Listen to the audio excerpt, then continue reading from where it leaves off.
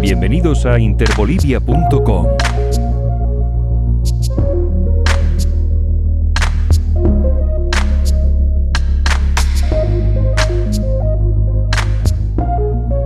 Evidentemente, hace un año, 765 días, un 3 de noviembre, en horas de la noche, salíamos después de haber estado 360 días, prácticamente un año, de la residencia de la Embajada de los Estados Unidos Mexicanos en La Paz, en la zona de la Rinconada de la ciudad de La Paz, después de un año de acoso, después de un año de persecución, después de un año de intimidación de parte de la policía, que tenía Junior 3 turnos, cada uno de 50 o 60 policías, más de 10 vehículos por turno, que tenía a personas civiles movilizadas, hostigándonos, que tenía reflectores alumbrando la embajada, hostigándonos de día y de noche. Y esto no es nada en comparación con el acoso judicial y fiscal que vivimos durante prácticamente un año. Para las personas que hemos sufrido semejante sufrimiento, esto quizá es un segundo nacimiento, ¿no? Y así lo entiendo yo, así lo celebro con mi familia. Y bueno, la libertad al pueblo boliviano, la paz, la tranquilidad, la devolvió el mismo pueblo que votó en las elecciones del 18 de octubre del año pasado, con ese 55% categórico, contundente, por el presidente Luis Alberto Arce, por el vicepresidente David Choquehuanca, y como usted decía, Junior, a punto de cumplir un año de gestión, más allá de cualquier situación política y tratando de hablar con la mayor objetividad posible, yo calificaría un año de buen gobierno. No podemos ni siquiera hacer la mínima comparación con lo que fue el gobierno de facto.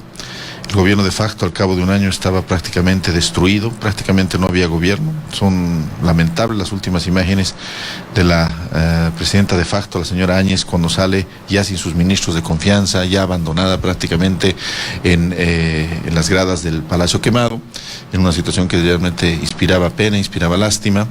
Un gobierno destruido por la tiranía, un gobierno destruido por la corrupción, un gobierno destruido por el autoritarismo, por la violación a los derechos humanos, destruido por la muerte y por todo lo que significó ese gobierno nefasto. Nuestro gobierno, lo decimos nuestro gobierno en sentirnos como el pueblo boliviano, fue un gobierno de paz, de reconciliación, un gobierno de unidad, un gobierno de justicia y sobre todo un gobierno que pensó en la salud de la gente, ¿no? Bolivia, y esta es una verdad que no puede negarla ni los más acérrimos y mitómanos opositores, Bolivia es un país que ha manejado bien el tema de la pandemia.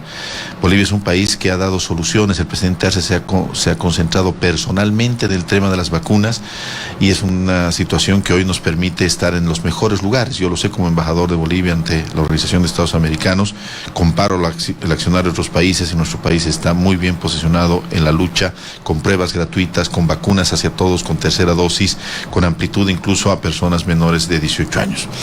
Y bueno, el segundo gran elemento por el cual nuestro pueblo votó, que es la reactivación económica. Seguramente el mejor timonel que puede tener una nación después de una crisis mundial como la que genera la crisis del COVID-19 es el presidente Luis Arce Catacora, que está ha reconstruido prácticamente nuestra economía, está sentando las bases de un futuro mejor para los bolivianos, dentro además de una reconciliación que es quizá la tarea que falta cerrar, pero más allá de cualquier apasionamiento, con la objetividad con la que siempre hemos hablado, Junior, yo creo que al final es una buena evaluación la que se puede hacer de este primer año que se va a cumplir en 5 días. Ahora, doctor, una de las tareas pendientes o una de las asignaturas que se puede decir aún no se ha logrado abarcar es el tema de la reconciliación.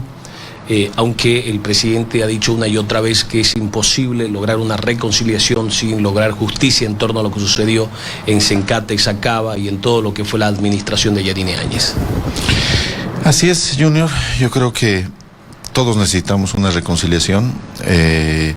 El pueblo boliviano, después del tremendo sufrimiento que ha significado el quiebre constitucional de noviembre del año 2019, necesita reencontrarse, necesitamos una repacificación. Nadie es enemigo de nadie, al fin y al cabo todos somos bolivianos, todos somos hijos de esta patria. Los bolivianos muchas veces hemos tenido la gran capacidad de sobreponernos a las situaciones más difíciles, lo hemos vivido varias veces en la Guerra del Pacífico, en la Revolución Federal, en la Guerra del Chaco, después del 52, cuando se recuperó la democracia en el año 1982, y después de este quiebre constitucional es una tarea pendiente cerrar este proceso de reconciliación que ya lo ha iniciado muy bien el presidente Arce. pero debe haber una reconciliación en base a la memoria, a la verdad y a la justicia. Los pueblos que olvidan su historia, sus tradiciones y sus desgracias pierden la conciencia de sus destinos, decía el presidente argentino Nicolás Avellaneda. Y Bolivia no puede olvidar lo que ha pasado para que no vuelva a ocurrir. Y no se trata de recordar por venganza de nadie, se necesita conocer la verdad, recordar para saber la verdad, para que cada uno de los bolivianos sepamos qué es lo que ha pasado y esto nunca más ocurra. Y justicia no en el sentido de la revancha, no en el sentido de castigar a nadie. Todos son seres humanos, todos tienen derechos y todos merecen obviamente el trato más digno que los derechos humanos hoy propician todo el mundo. Todos, absolutamente todos, más allá del delito y la situación que hayan cometido.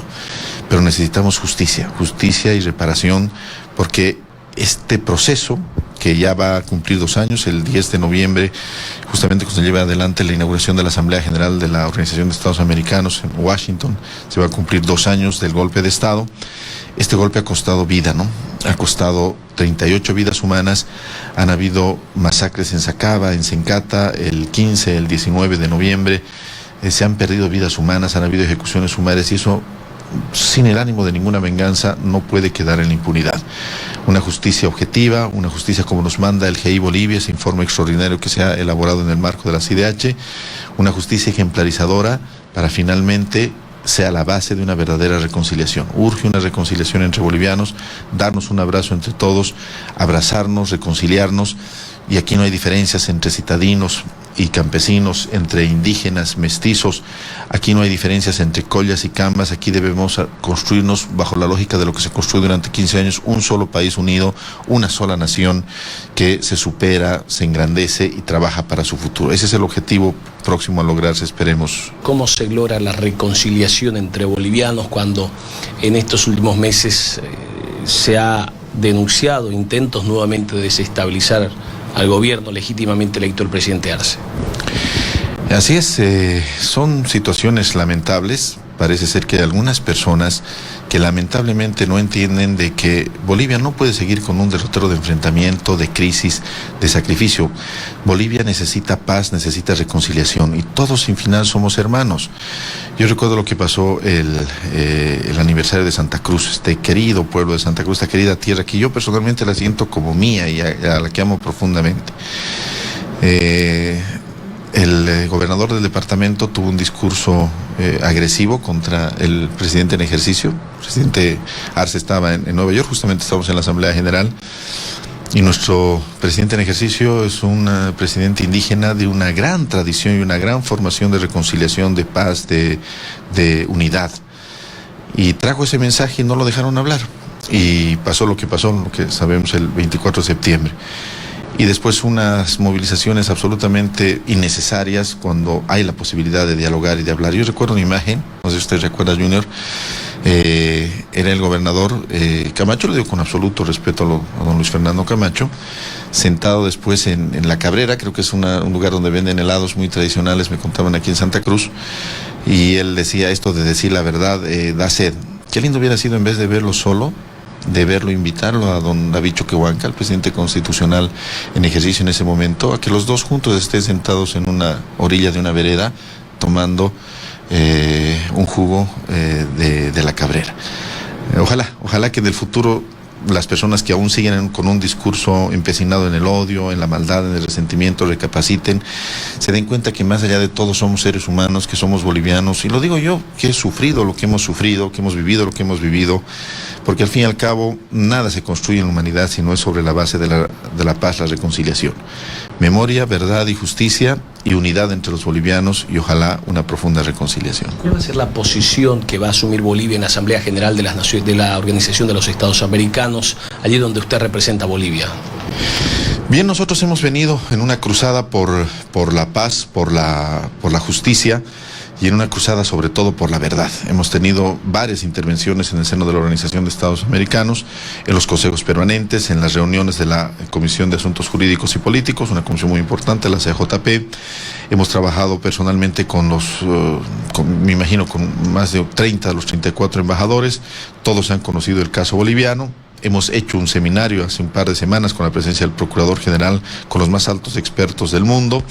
Lo hemos hecho ante todos los embajadores, lo hemos hecho reinaugurando casi prácticamente el Salón de las Américas, que había estado cerrado durante muchos años, y ahora a la cabeza de nuestro canciller, el canciller Rogelio Maita, los días 10, 11 y 12 de noviembre, Bolivia ha de hacer un planteamiento sobre el contexto general del mundo, el rol de la Organización de Estados Americanos. Nosotros no vivimos viéndonos el ombligo nosotros mismos, y ahí obviamente se ha de hacer un planteamiento sobre el tema central, pero que no es el único tema, la búsqueda de la verdad y la aclaración definitiva por parte de la Organización de Estados Americanos, o la investigación definitiva que establezca una verdad que ya prácticamente es un secreto a voces en el mundo de la Organización de Estados Americanos.